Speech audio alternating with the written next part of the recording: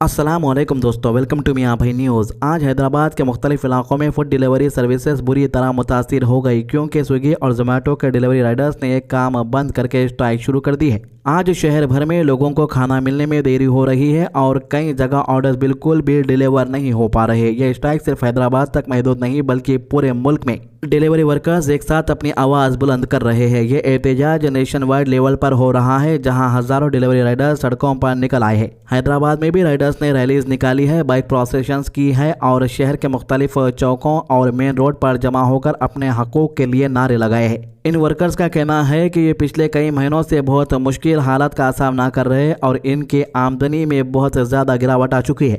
Delivery partners का कहना है कि पेट्रोल के दाम लगातार बढ़ते जा रहे हैं, गाड़ियों की मेंटेनेंस महंगी होती जा रही है और शहर के ट्रैफिक की वजह से डिलीवरीज में टाइम ज़्यादा लगता है। इन सब मुश्किलात के बावजूद कंपनीज का जो पे स्ट्रक्चर और इंसेंटिव्स है वो इतने कम है कि एक राइडर के लिए इज्जत के साथ गुजारा करना मुश्किल हो गया है। कई राइडर्स ने बताया कि पहले जितनी कमाई होती थी अब उसका आधा भी मुश्किल से हो रही है। राइडर्स का एक और बहुत बड़ा मसला 10 मिनट और क्विक डिलीवरी सिस्टम है। इनका कहना है कि कंपनी फास्ट डिलीवरी का प्रेशर डाल रही है जिसकी वजह से इन्हें बहुत तेज गाड़ी चलानी पड़ती है। इस प्रेशर के चलते न सिर्फ जहनी टेंशन बढ़ जाता है बल्कि रोड एक्सीडेंट का खतरा भी कई गुना बढ़ गया है। कई वर्कर्स का कहना है कि टाइम के डर से ये अपनी जान रिस्क में डाल कर डिलीवरी करते हैं जो बिल्कुल भी ठीक नहीं है। सिटी मॉल का ऑर्डर था और इसको हम लोग लेके गए, बिल्डिंग के पास जाके कैंसिल हो गया और इसका दिखाता हूँ मेरे को कितना पैसा मिला। चलो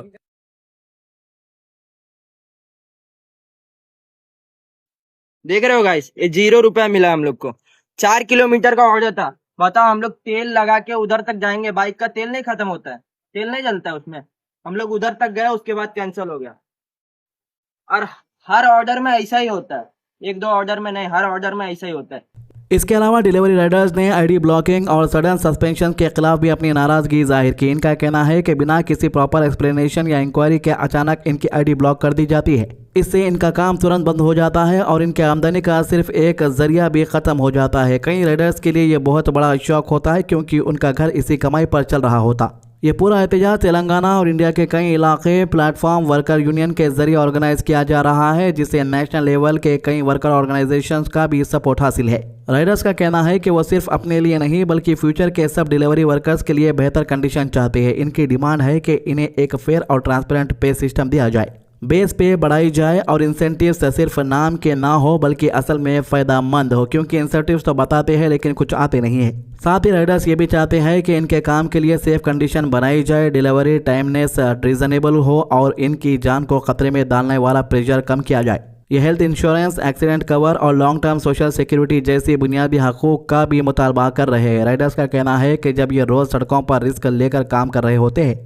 तो इन्हें फॉर्मल वर्कर की तरह हकूक और प्रोटेक्शन मिलनी चाहिए। हालांकि इस एहतजाज की वजह से कस्टमर्स को काफ़ी परेशानी हो रही है और ऑर्डर्स डिले हो रहे हैं, लेकिन राइडर्स का कहना है कि उनका मकसद कस्टमर्स को नुकसान पहुंचाना नहीं है। ये सिर्फ चाहते हैं कि कंपनीज और गवर्नमेंट इनकी बातों को सुने, इनके मसाइल को समझे और डिलीवरी वर्कर्स के लिए बेहतर और महफूज मुस्तकबिल के लिए सीरियस कदम उठाएं। आपको बता दूं कि इंडिया के अंदर कोई बड़ी कंपनी स्टार्ट तो हो जाती है लेकिन वर्कर्स के लिए कोई अच्छा प्लान नहीं लाती, जबकि दूसरे मुल्कों के अंदर खास तौर से अगर बाहर के मुल्कों की बात करें गल्फ के बारे में तो गल्फ के अंदर तलबात है, कीटा है, मीम है, इसके अलावा कई सारी ऐसी कंपनीज है जो इंडिया के डिलीवरी राइडर की एक डिलीवरी से 10 गुना ज़्यादा तक कमा लेते हैं और वहां पर उनके पास इंश्योरेंस दिया जाता है, गाड़ी तक जीत जाती है, लाइसेंस तक बनाकर दिया जाता है। हालांकि लाइसेंस के पैसे तो वो ले लेते हैं लेकिन सहूलत इतनी दी जाती है कि वहां पर सुकून से एक बंदा जाकर आराम से काम कर सकता है लेकिन फैमिली से दूर रहकर। और जो यूनाइटेड अरब इमारात या दूसरे अरब मुल्कों का जो लेबर लॉज है इतना स्ट्रिक्ट है कि बड़े बड़े कंपनीज डरते हैं कि हमसे कोई गलती ना हो जाए, अगर गलती होगी तो हमारा लाइसेंस कैंसिल कर दिया जाएगा। तो लेकिन इंडिया के अंदर बिल्कुल उल्टा होता जा रहा है, बड़ी बड़ी कंपनीज के आगे सरकार झुकती जा रही। ये बड़ी कंपनी पहले इंडिया के अंदर आ जाती है, फिर लालच देती है डिलीवरी बॉयज़ को कि हम तुम्हें इतना पैसा देंगे, बेचारे खुशी के मारे ज्वाइन हो जाते हैं और धीरे धीरे इनका पे कट होते जाते रहता। दूसरे मुल्कों में पैसे बढ़ते रहते लेकिन अपने इंडिया में पैसे कम होते रहते। कैसा कम होते, ज़रा इनकी जुबानी सुनिए हमारे भाई की एक है क्योंकि हमारा पे आउट एकदम दिन पे दिन कम से कम करते जा रहा है। हम लोग 4 किलोमीटर जाते थे, हमारे को मिलता था 45 रुपए, फिर हमको कर दिया 41 रुपए, 38 रुपए, 32 रुपए कर दिया है। ऐसा कर रहा है कि हमारे को एकदम मतलब 4 किलोमीटर जा रहे हैं, 4 किलोमीटर आ रहे हैं, 32 रुपए में कहाँ से हम लोग को पोसाई पड़ेगा। तो अब बात करते हैं पॉलिटिक्स की। हैदराबाद में सियासी माहौल फिर से गर्म हो गया है। बीआरएस के सीनियर लीडर और केसीआर के बेटे केटी रामाराव ने तेलंगाना के चीफ मिनिस्टर रेवंत रेड्डी पर सख्त तनकीद की है। इन्होंने कहा कि चीफ मिनिस्टर को पर्सनल दुश्मनी और बदले की सियासत छोड़ के अपनी इलेक्शन के वादों पर तवज्जो देनी चाहिए। केटीआर ने कहा, हैदराबाद में बीआरएस के ऑफिस पर एक प्रोग्राम के दौरान सीएम जिस तरह की जुबान और अल्फाज इस्तेमाल कर रहे हैं, ये एक चीफ मिनिस्टर के ओहदे के बिल्कुल लायक नहीं है। इन्होंने कहा कि गाली गलौज और गुस्से भरी बातें आवाम के मसाइल का हल नहीं होती। केटीआर ने रेवंत रेड्डी को चैलेंज करते हुए कहा कि आप में इतनी सलाहियत है कि आप केसीआर के खानदान को सियासत से खत्म करने का वादा करते हैं, तो फिर हिम्मत दिखाकर ये कसम खाकर दिखाए कि आप अपने पोल प्रॉमिसेस पूरा करेंगे। इन्होंने खासतौर पर कांग्रेस के उस वादे का जिक्र किया जो 2023 के असेंबली इलेक्शन से पहले किए गए थे, जिसमें गरीब खवातीन को 1 तोला सोना देने का ऐलान किया गया था। केटीआर ने कहा, अगर सीएम वाकई संजीदगी है तो जनवरी 1, 2026 से ये स्कीम शुरू करके दिखाए।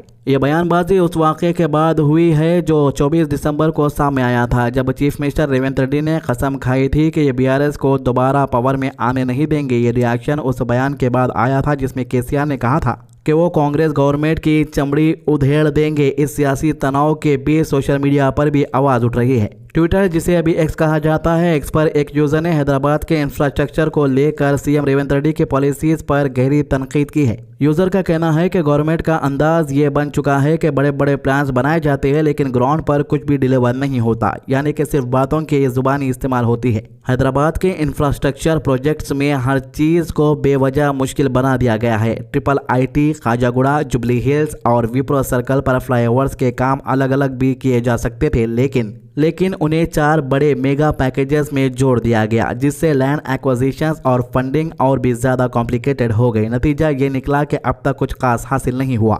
RRR शॉर्ट अलाइनमेंट का मसला भी 2 साल से लटका हुआ है। जो अलाइनमेंट पहले सेंटर से अप्रूव था उसे छेड़ दिया गया और फिर उसे साइड में रख दिया गया। फ्यूचर सिटी के हवाले से भी प्रायोरिटीज बिल्कुल उलट है। पहले एक क्लियर मास्टर प्लान आना चाहिए था बेसिक इंफ्रास्ट्रक्चर के साथ, ताकि कंपनीज को क्लैरिटी मिलती। बाद में रेडियल रोड और मेट्रो का प्लान बनता, लेकिन यहाँ भी बिना किसी पब्लिक मास्टर प्लान के रेडियल रोड का काम शुरू कर दिया गया, वो भी ग्लोबल समिट के बाद तक कोई वाज़े रोड मैप के बगैर। ट्रैफिक के मसाइल के लिए आसान हल मौजूद थे, जिसे HKC से शिल्पा तक एक सिंपल फ्लाईओवर और अंडरपास, इससे लोगों को भारी राहत मिल सकती थी। लेकिन इसके बजाय इस प्रोजेक्ट को बंजारा हिल्स तक एक्सप्रेसवे बनाकर और भी पेचीदा कर दिया गया और अब नया DPR मंगा जा रहा है। मेट्रो फेज 2 और RRR नॉर्थ जैसे अहम प्रोजेक्ट भी लगातार डिले का शिकार है। विजन तो बहुत बड़ा दिखाया जा रहा है, लेकिन एक्सिक्यूशन बहुत कमज़ोर है और नतीजा बिल्कुल ज़ीरो।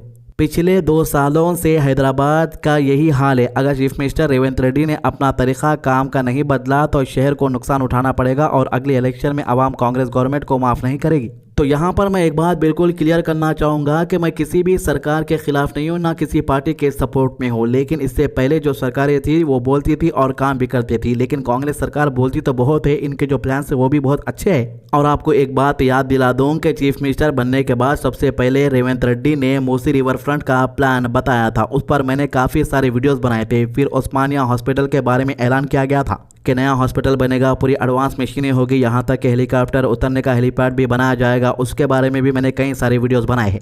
देखिए, चीफ मिनिस्टर रेवंत रेड्डी का प्लान बहुत अच्छा है। यह हैदराबाद को टोक्यो से कंपेयर कर रहे, न्यूयॉर्क जैसा बनाना चाह रहे, लेकिन ग्राउंड लेवल पे काम ज़ीरो हो रहा। तो ये 3 मामलों के अभी तक के अपडेट। हमारे चैनल को सब्सक्राइब कीजिए, वीडियोस को ज़्यादा से ज़्यादा शेयर कीजिए, नमाज की पाबंदी कीजिए, कुरान की तिलावत कीजिए और दुआ में याद रखिए। अल्लाह हाफिज़।